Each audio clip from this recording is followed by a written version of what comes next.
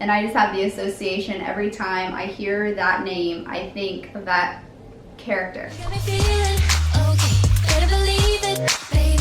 You make a good thing even better, yeah, I need it. That's the icing on the cake. Hi guys, it's Mia. If you're new to my channel, I'm about to go into my second trimester with baby number 1. So make sure to hit that subscribe button so you can follow me through my entire pregnancy journey. In this video, I'm going to be sharing with you guys my favorite 10 boy names that I love that I won't be using. Last week I did my favorite 10 girl names I love but won't be using. So if you haven't seen that video, make sure to watch that one after this. Let's get started. So the first boy name that I love is Calvin. I would use the nickname Cal, I guess. I'm not a huge fan of the nickname Cal. I'm a big nickname person. If any name I choose has to have a nickname associated with it that I like just as much. So I feel like as much as I like the name Calvin, the nickname could possibly be Cal, and I'm just not a fan of that. And you kind of have the association with like Calvin Klein and things like that, which isn't necessarily bad, but I don't know. I'm just not 100% sold on the name, but I do love the name Calvin. So the next name we have is Jack, and I really like this name. I've liked it for years, and I was considering using it until my cousin named her little boy Jack. So now I kind of feel like it's off the list. I don't want to use her name since we're, in the same immediate family.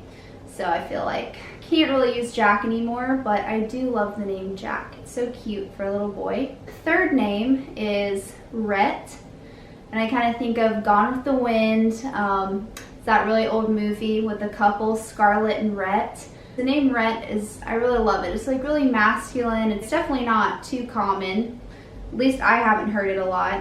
I guess it wouldn't really have a nickname. It's pretty short by itself, Rhett. It'd probably just be Rhett. I don't think there'd really be a nickname associated with it, but I do really like that name. The next name is Grayson, and I'd spell it with an A instead of an E because I really love the nickname Gray, just Gray.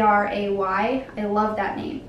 I was thinking of just having just that name as the full name, but just if you had to have a longer name associated with it, could do Grayson, but I'm just not a fan of the son like at the end of names for some reason.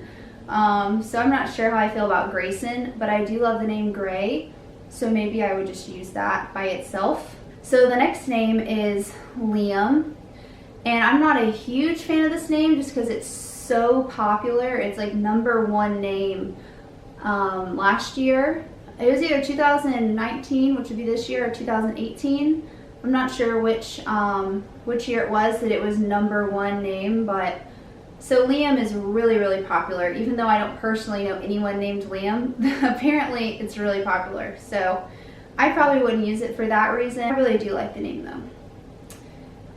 Emmett, I really love this name. I feel like it's pretty uncommon. I don't know anyone named Emmett. I feel like it's really like masculine sounding.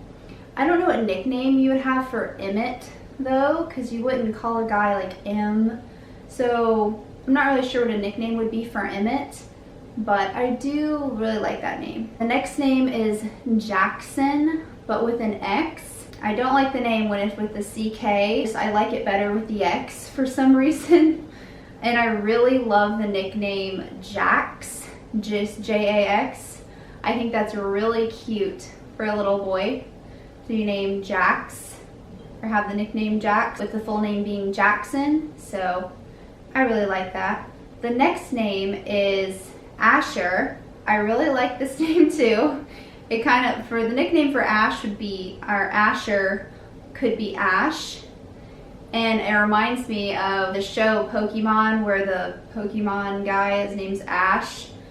If you guys even know what Pokemon is, that's what it reminds me of. So, I don't know. I feel like the name Asher is really unique. I don't know anyone that's named Asher.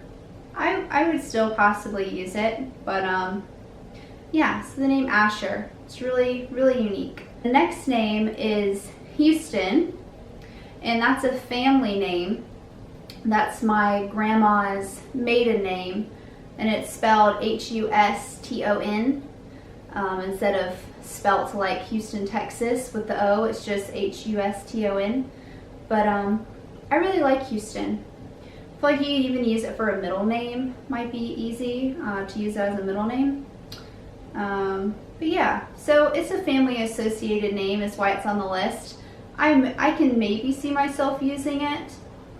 I don't really know if there'd be a good nickname associated with Houston, so maybe it could be a better middle name. But anyways, the last name is Eric, and if you guys have seen the show True Blood, it's on HBO.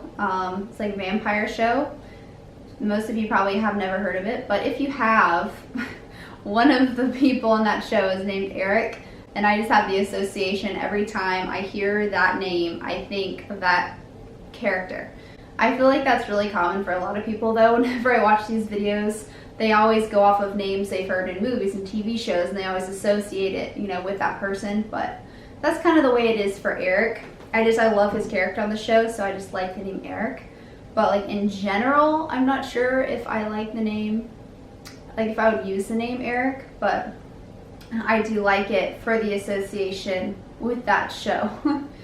So those are my 10 favorite boy names that I love, that I won't be using. Maybe.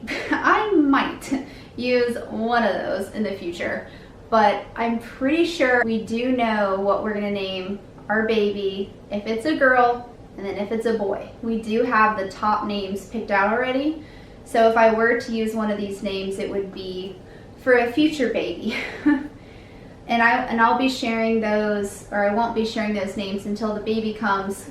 Come January, I'll be sharing with the big baby name reveal. Make sure to like the video if you liked it, and also hit that subscribe button so you can follow me through the rest of my pregnancy journey.